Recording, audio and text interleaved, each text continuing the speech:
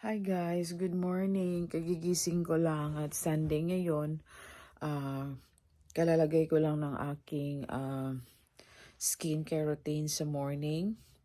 Ito pala.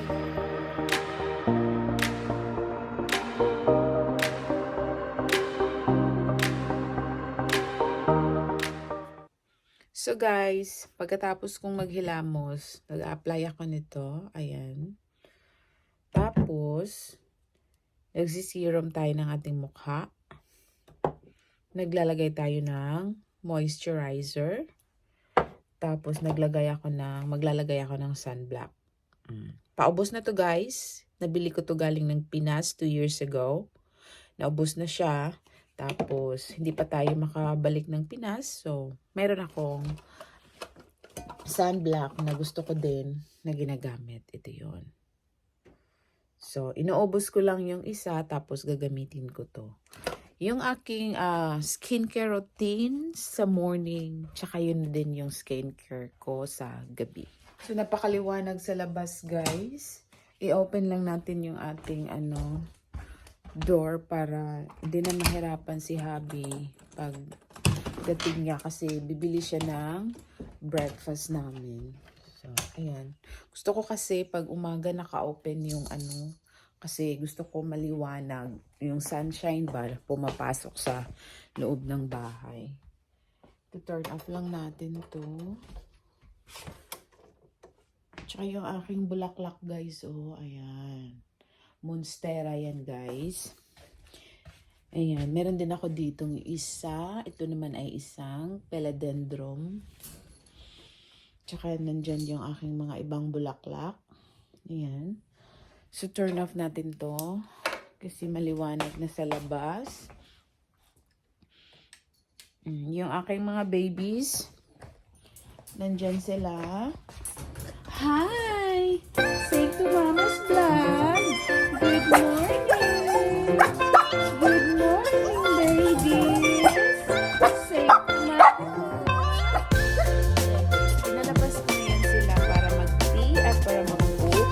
Ito yung aking isa ding anak. Hey, come on, baby. Come on, Nico boy. Ito yung aking isang baby, guys. Si Nico. Ayan. So, Sunday today guys, wala tayong pasok. Weekend off natin. Tsaka, nood tayo ng TV Mas. Kasi Sunday. Maliwanag yung araw sa labas. So, magko-coffee tayo guys. Bakit hindi umiilaw yung ilaw natin dyan? So, mag-coffee tayo. Coffee tayo, guys.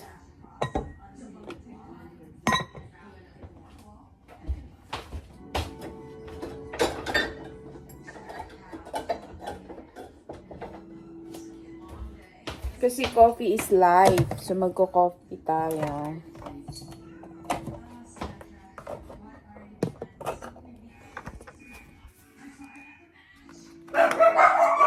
Diyan na asawa ko. Ayan, labas natin yung ating mga babies. Guys, tapusin natin yung ating mga tupiin. Natapos na yung dalawang basket ng ating mga labahan. Mga nilabhan pala. So, ito na lang yung natira. So, magtutupi tayo. Dito ko sila nilagay sa bed. Madali silang itupi. Diba?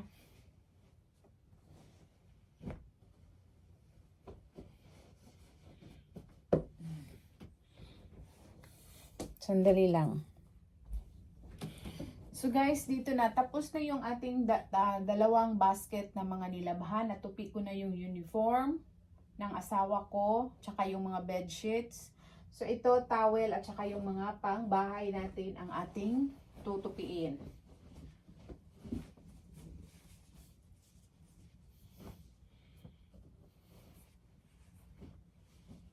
So, may hindi magandang nangyari. Kasi kanina, so wala tayong tubig guys. Bumili kami ng mineral water. Kasi ang nangyari, nag-vacuum ako ng sasakyan. Tapos, ang balak ko, pagkatapos ko mag-vacuum is, ika-car wash ko yung aking sasakyan. Doon sa likod. Tapos, ewan ko ba, hindi ko naman siya hinila ng malakas. Dahan-dahan ko lang siyang hinila yung water hose. Abay, paglingon ko, bumuswak yung tubig. So, dali-dali kong kinat off yung main source namin ng water para hindi siya mag-overflow ba? Mag-flooding sa likod. Tapos, may work yung asawa ko today, ay tonight pala. So, bukas na niya aayusin yun. So, the whole day until tomorrow morning, wala kaming water. So, kaya bumili kami ng mineral water. Yun, ang mineral water, yun yung ginamit kong pangsaing ng aking bigas. Kasi rice is life. At saka panghugas. So, ayun guys.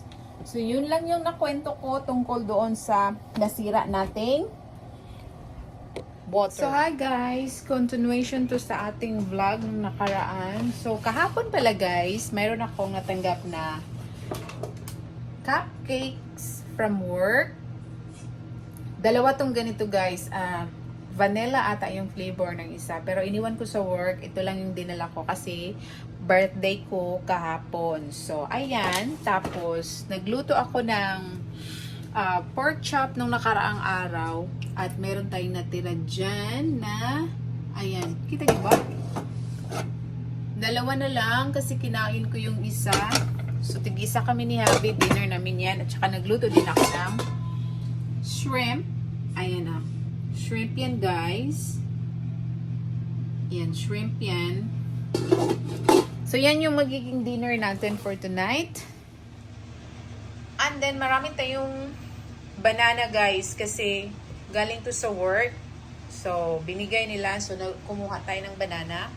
So, naglalaba pala ako, guys. And then, magtitimpla tayo ng Shepo apple juice bago tayo kumain ng ating dinner.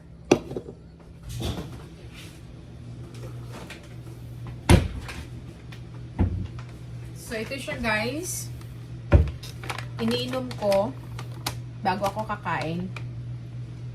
So, malapit na siyang maubos. Marami siyang good reviews. Try nyo to. Baka mag-work din sa inyo. Tsaka, ano na lang. 5 sachet na lang yung natira. Bali, 10 ang laman nito. So, nakainom na tayo ng 5. And then, inom tayo ulit. Maganda siya. At saka, gumamit din ako ng Beauty White Soap ng You Glow Babe. Maganda siya. So, sa isang pack, 5 ang laman. So, may 4 pa tayong natira. And then, meron man nagamit na natin yung isa. And then, mag-order tayo ulit. Kasi gustong-gusto ko siya. Yung soap na yon, may microfilling effects siya. So, try nyo guys. Ito guys, meron siyang, ang active ingredients nito, meron siyang L-carnitine, glutathione, Garcinia cambodia, stevia, sodium ascorbic. So, yan po yung 5 na ingredients na nagustuhan ko. So, try nyo to guys, baka mag-work sa inyo. Shepo apple juice.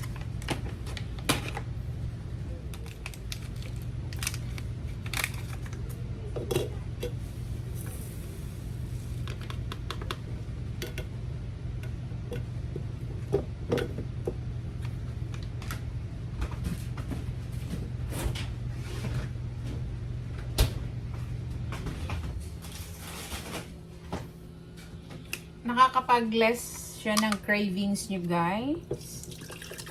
At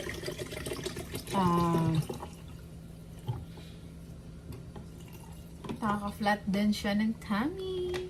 At sabayan nyo din ng exercise. At bawas-bawas sa mga sugar, mga soft drinks, ganon. So, kuha tayong ice.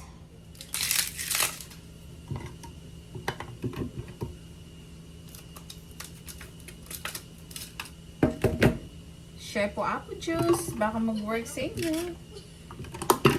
First time kong gumamit ito, ang nag-try. Kasi marami akong nababasang good reviews. So,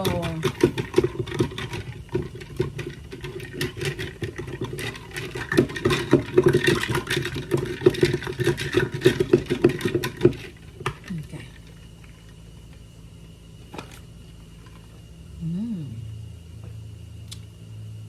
So good. So good. So, ayan, maliwanag na tayo. Ito yung ginagamit kong sabon. Ginagamit ko to siya sa face at saka sa katawan ko. Ayan. Beauty White Soap from You Glow Babe. May microfilling effect siya. Meron siyang vitamin C.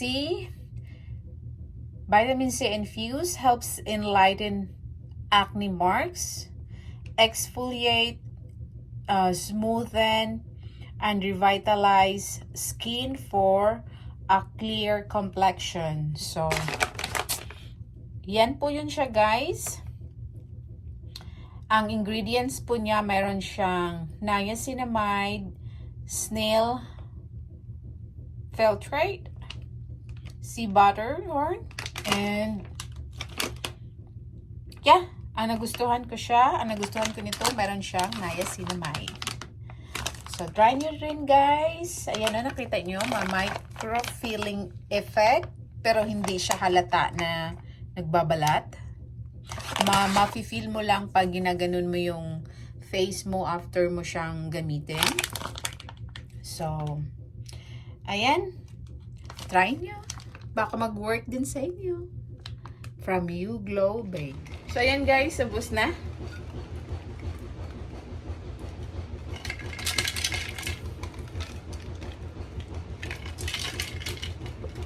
So good. So that's it guys for our video. See you in my next one. Enjoy watching. Have a good day. Have a good blessed afternoon or have a good blessed good morning dyan sa Philippines. Stay tuned. And please don't forget like and subscribe in my channel, Simply Inday's Vlog. Buhay Probinsya sa Amerika. So this is it and see you in my next one. Bye!